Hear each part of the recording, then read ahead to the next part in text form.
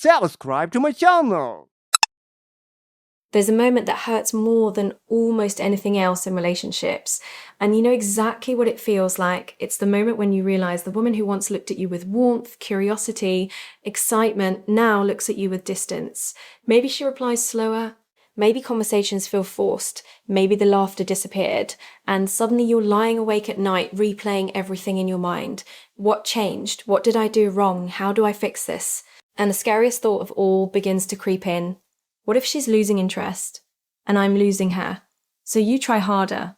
You send longer messages, you explain yourself more, you try to prove you care. But the strange thing is, the more you reach for her, the further away she seems to drift, and that feeling, that quiet panic inside your chest makes you want to do something desperate, beg, plead, convince her to stay. But here's the truth, most people never tell you. Begging for someone's attention doesn't bring their interest back. It quietly destroys the very thing that created it in the first place. And if you're listening right now, feeling like you're standing at the edge of losing someone you care about, I want you to hear this clearly. You are not powerless here. In fact, there are 3 powerful psychological shifts you can make that often reignite a woman's curiosity and interest, not through manipulation, not through games, but through something much deeper. Not through games, but through something much deeper. Through self-respect, emotional stability, and the quiet confidence that people are naturally drawn toward. Let's talk about the first step. And it might sound counterintuitive at first. You stop chasing. Not to punish her, not to create drama, but to restore emotional balance. When a relationship begins to feel uncertain, the human brain goes into threat mode. Your mind starts scanning for solutions.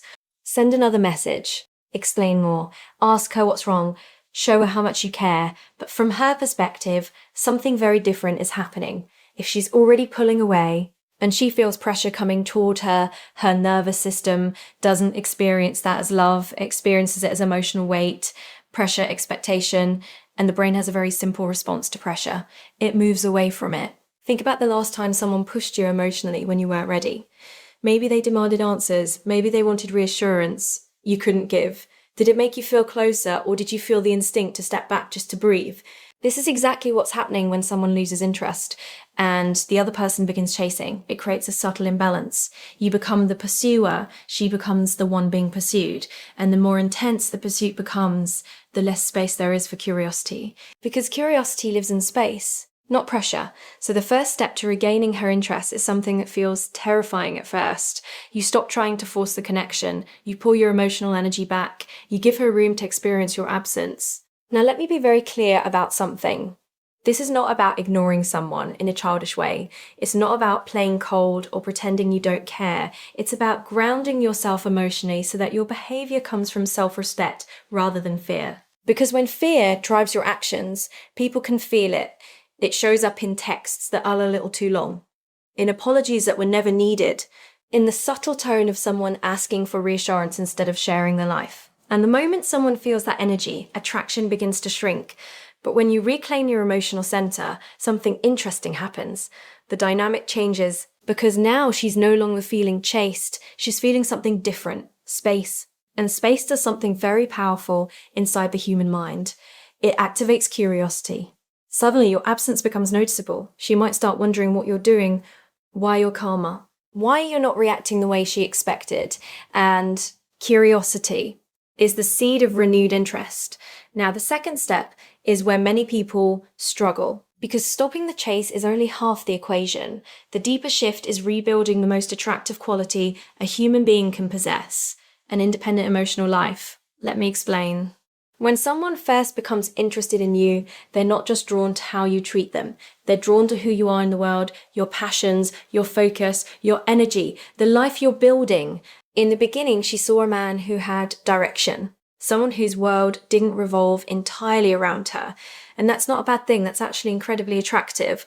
Because healthy attraction grows when 2 complete individuals choose each other, not when one person slowly becomes emotionally dependent on the other. But when fear enters the picture, when you start worrying about losing her, it's very easy to unknowingly shift your entire emotional focus toward the relationship. Your mood begins depending on her messages. Your thoughts revolve around what she's thinking. Your time becomes centered on maintaining the connection, and without realizing it, your world shrinks. Not because you're weak, because you care. But attraction often fades when someone feels like they've become the center of another person's emotional stability. It creates pressure, responsibility, weight, and romantic interest rarely thrives under emotional weight. This is why step 2 is so powerful. You rebuild your life outside the relationship, not as a strategy, as a reality. You reconnect with the things that make you feel alive, your work, your friendships, your physical health, your goals, your hobbies, the parts of your identity that existed long before she entered your life. And here's what's fascinating about human psychology. When someone sees that you are deeply engaged in your own life, it changes the way they experience you. Your conversations become lighter. Your energy feels grounded. You're no longer trying to extract reassurance from the interaction. You're sharing moments from a life that is already meaningful. And that kind of presence is magnetic, not because it's performative, because it's real. You see, attraction is not built on convincing someone to stay. It's built on the emotional experience they have when they're around you. Do they feel pressure or do they feel drawn in? And the more fulfilled you become in your own life, the more natural that draw becomes again. Now, the third step is perhaps the most important and the most misunderstood. Emotional strength, not the kind that hides feelings. The kind that regulates them. When someone senses instability, emotional swings, panic, overreactions, their brain quietly categorizes the situation as unsafe, not dangerous, but emotionally draining. And the mind instinctively moves away from things that feel draining, but emotional strength creates the opposite effect. It creates safety, stability, trust. In the first scenario, she cancels plans, and the reaction she receives is frustration, guilt, questioning. Why are you doing this? Did I do something wrong? Are you losing interest? Now, imagine the second response, calm understanding. All right, no problem. Hope everything's okay, short, stable, emotionally contained. Which version O? That man feels more grounded? Which one feels more attractive? Which one feels like someone whose life is stable enough to build something with? Emotional regulation is deeply attractive because it signals maturity. It shows that your inner world is not constantly shaken by external events.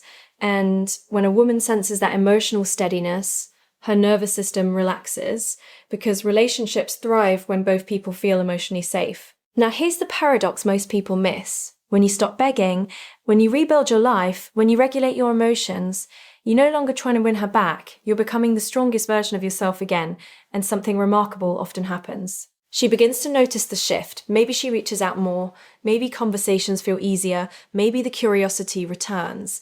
But there's an even deeper transformation happening inside you, because now your happiness isn't hanging by a thread connected to someone else's attention.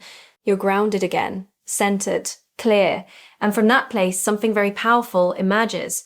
Choice. You're no longer asking yourself, how do I make her stay? You're asking a healthier question. Is this connection truly right for both of us? That shift changes everything, because attraction doesn't grow from desperation. It grows from authenticity and strength. And sometimes when you stop chasing someone, they turn around. Not because you manipulated them, because they remembered who you are when you're not operating from fear. But even if they don't, you've already won something far more important. You've regained yourself, your confidence, your emotional stability. And here's the truth I want to leave you with tonight. The right person will never need you to beg for their interest. They may need patience. They may need understanding. They may even need space. But genuine interest never requires you to shrink your dignity. So if you're standing in that painful moment right now, wondering whether you're losing someone, take a slow breath and remember this. The most powerful thing you can do is not to chase harder, but to become so grounded in your own life, your own calm, your own direction, that anyone who walks beside you does so not out of pressure, but out of genuine desire. And that kind of connection, the one built on respect, curiosity, and emotional strength, is the kind that doesn't just survive, it grows,